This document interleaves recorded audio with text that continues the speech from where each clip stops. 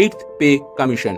কেন্দ্রীয় সরকারি কর্মচারী এবং পেনশনভোগীদের জন্য সবচেয়ে বড় সুখবর, অবশেষে কি আসতে চলেছে অষ্টম বেতন কমিশন বা এইথ পে কমিশন। আপনার বেসিক স্যালারি 18,000 টাকা থেকে বেড়ে সরাসরি কত টাকা হতে পারে?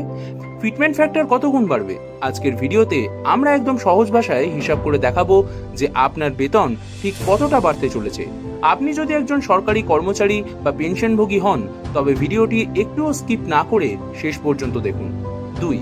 What is eighth pay commission? সহজ ব্যাখ্যা। সাধারণত প্রতি 10 বছর পর পর ভারত সরকার কেন্দ্রীয় সরকারি কর্মীদের বেতন, ভাতা এবং পেনশন সংশোধন করার জন্য একটি পে কমিশন গঠন করে। ইতিহাস ও বর্তমান পরিস্থিতি।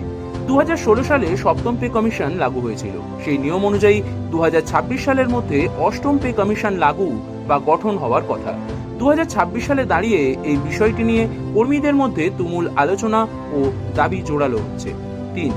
The core concept, fitment factor. Note: pay কমিশনে বেতন বৃদ্ধির আসল চাবিকাঠি হল ফিটমেন্ট ফ্যাক্টর। এটি একটি গুণক যা বর্তমান বেসিক পের সাথে গুণ করে নতুন বেসিক পে নির্ধারণ করা হয়। সপ্তম পে কমিশনে ফিটমেন্ট ফ্যাক্টর ছিল 2.57। অষ্টম পে কমিশনের জন্য বিভিন্ন কর্মচারী ইউনিয়ন এবং জেসিএম অর্থাৎ জয়েন্ট কনসালটেটিভ মেশিনারি একাধিক দাবি জানাচ্ছে। ভিডিওতে এই 3টি সম্ভাবনা বা সিনারিও চার্ট আকারে দেখানো হলো। পরিস্থিতি, সিনারিওস: প্রস্তাবিত বা অনুমোদিত ফিটমেন্ট ফ্যাক্টর, বর্তমান ন্যূনতম বেসিক স্যালারি, অষ্টম পে কমিশনের পর সম্ভাব্য ন্যূনতম বেসিক স্যালারি। পরিস্থিতি: কনজারভেটিভ, মধ্যম অথবা প্রত্যাশিত। প্রস্তাবিত অথবা অনুমোদিত fitment factor 1.92 into minimum revision, 2.50 into থেকে 2.86 ইন্টু। বর্তমান ন্যূনতম বেসিক স্যালারি 18,000। অষ্টম পে কমিশনের পর সম্ভাব্য ন্যূনতম বেসিক স্যালারি 34,560, 45,000 থেকে 51,480। সর্বোচ্চ দাবি, অপটিমিস্টিক ডিম্যান্ড 3.68 ইন্টু বা 3.83 ইন্টু। বর্তমান ন্যূনতম বেসিক স্যালারি 18,000। অষ্টম পে কমিশনের পর সম্ভাব্য ন্যূনতম বেসিক স্যালারি 66,240 থেকে 59,000।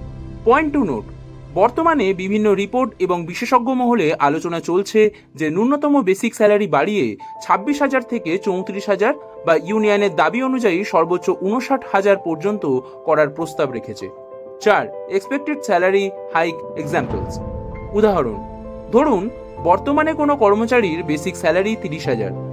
যদি সরকার 2.5 গুণ ফিটমেন্ট ফ্যাক্টর মঞ্জুর করে, নতুন basic salary 30,000 Times 2.5 equals to 75,000 text.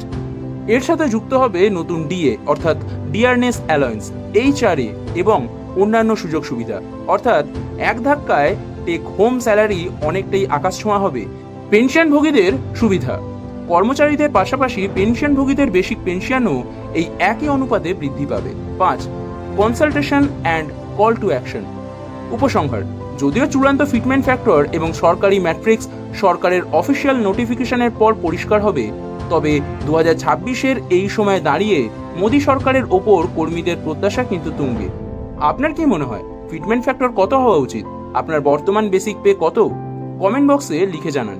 ভিডিওটি ভালো লাগলে অবশ্যই একটি লাইক করুন, বন্ধুদের সাথে শেয়ার করুন, আর এই ধরনের লেটেস্ট আপডেট সবার আগে পেতে চ্যানেলটি সাবস্ক্রাইব করে বেল আইকন প্রেস করে রাখুন। দেখা হচ্ছে পরের ভিডিওতে। ধন্যবাদ।